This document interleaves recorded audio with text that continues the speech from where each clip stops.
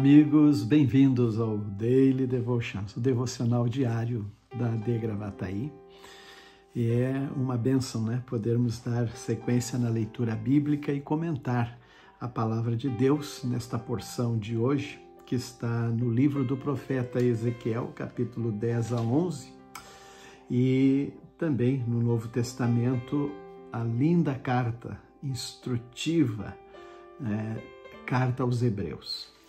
Muito bem, neste momento nós ainda estamos observando, que Ezequiel está registrando a experiência espiritual da dimensão de uma visão de Deus. Ele está transportado em espírito, em visões, sobre a situação em Jerusalém. E é tão interessante que ele está na Babilônia, mas as visões em espírito ele tem da situação espiritual, religiosa, moral, social, do povo que está lá em Jerusalém, na região de Judá. E quando lemos o profeta Jeremias, ou também os livros de crônicas, eles exatamente vão relatar, confirmando as visões que Ezequiel está tendo, mesmo distante de Jerusalém, estando lá no exílio, é exatamente o quadro que se percebe. É claro, você vai perceber aqui então que a visão é aquela que ainda está muito dentro, e ele relata naqueles aspectos, desde o capítulo 1, que ele diz da visão que teve dos querubins, que tinham as asas e mãos como saíam debaixo das asas, os 4 rostos, de boi, de homem, de leão, de águia.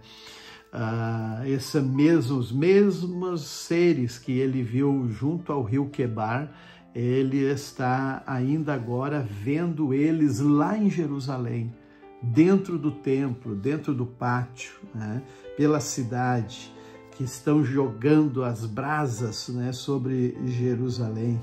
Então essa narrativa desta visão vai mostrando ainda a figura do homem de linho, vestido de linho, que está ali, então, também observando tudo e agindo. E é interessante que agora ele vê 25 homens, 25 homens que, quando o Senhor leva ele à porta leste do templo do Senhor, nós conhecemos essa porta mais tarde como Porta Formosa, Os 25, e dentre eles Jazanias, Pelatias, líderes do povo. E esses homens, Deus está dizendo a Ezequiel, homens que planejam o mal e dão conselhos perversos nesta cidade. Então o povo não se desvia, não faz coisas horríveis, não adora outros deuses por nada. Alguém influencia, alguém os leva a se distanciar do Senhor.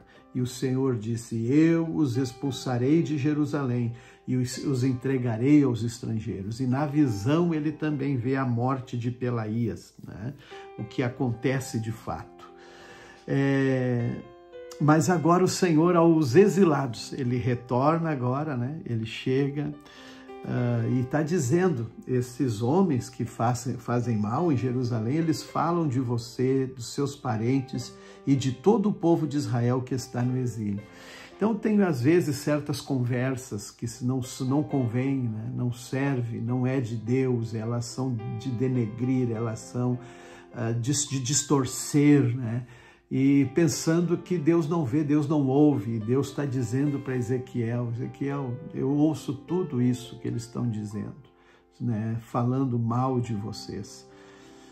Embora agora o Senhor falando ao povo do exílio, da Babilônia, diz ainda, agora é lindo isso, que o Senhor nunca abandona, embora eu os tenha espalhado entre as nações do mundo, eu serei para vocês como um santuário, um pequeno santuário, um santuário, né, que é onde está a habitação de Deus durante o seu tempo no exílio. Alguns atribuem esse texto à criação das sinagogas. Até esse momento não existiam sinagogas no mundo, né?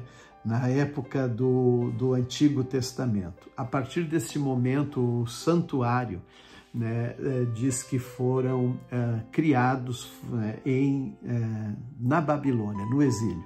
Então é aqui que entra, a partir daqui começam a surgir as sinagogas no cenário bíblico, né? Nós vamos encontrar elas lá no Novo Testamento, já as sinagogas tanto em Jerusalém, na Galileia, em Cafarnaum, em Nazaré. Existem relatos de que já haviam sinagogas por todas as partes onde o povo judeu havia sido espalhado. E aqui esse texto, ele é um dos textos que baseiam esse entendimento, né?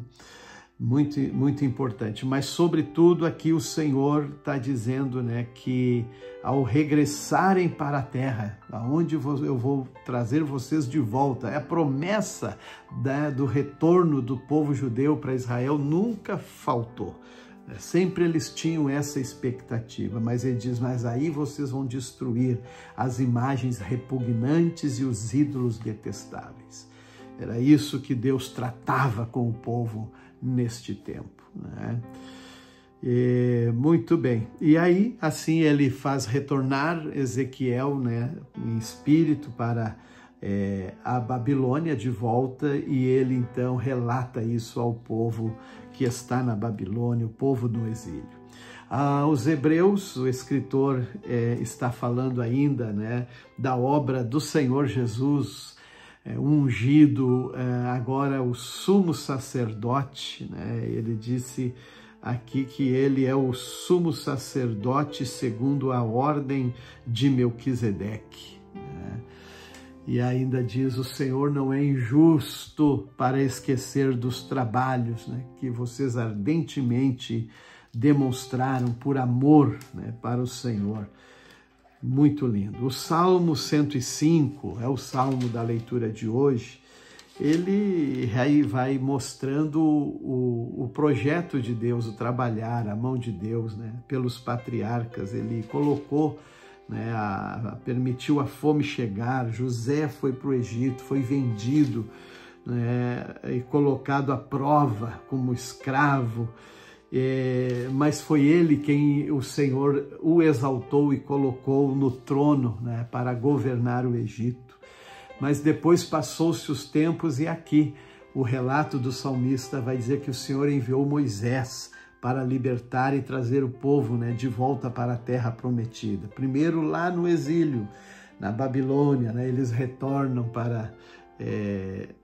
aliás, depois, mais tarde, né, também tem essa experiência. Primeiro eles tiveram essa de viver no Egito, né, e aí o Senhor levanta Moisés e o seu servo Arão, a quem havia escolhido, e então derrama as pragas. E aqui o salmista é detalhista, ele vai dizendo, transformou as águas em sangue, matou os peixes, vieram as rãs, infestou das moscas, os piolhos, o granizo que destruiu as plantações, os enxames de gafanhoto que arrasaram e devoraram com o resto, né? Matou os filhos mais velhos, os primogênitos, que era a força e o orgulho de cada família. Deus amassou o Egito para libertar o povo de Israel. Provérbios 27, 1 a 12, olha só. Não conte vantagem a respeito do futuro. Na verdade, o futuro está nas mãos de Deus, pois você não sabe o que o amanhã trará. Tiago, ele fala sobre isso, né? Diga, não vou para lá ou para cá, diga se Deus quiser. Deixe que outro o elogie, não a sua própria boca, alguém desconhecido e não seus próprios lábios. Assim que deve ser. Que Deus nos abençoe.